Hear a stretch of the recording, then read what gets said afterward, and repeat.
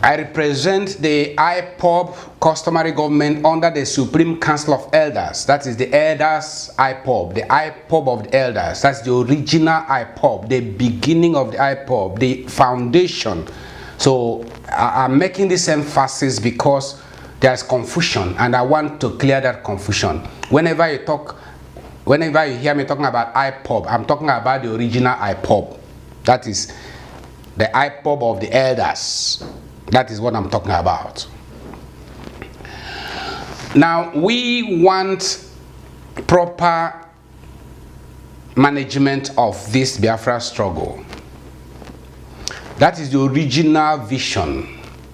When IPOB was created by the elders, the original vision is that all of us will be under the elders, and elders will give guidance, give us instruction, and we move with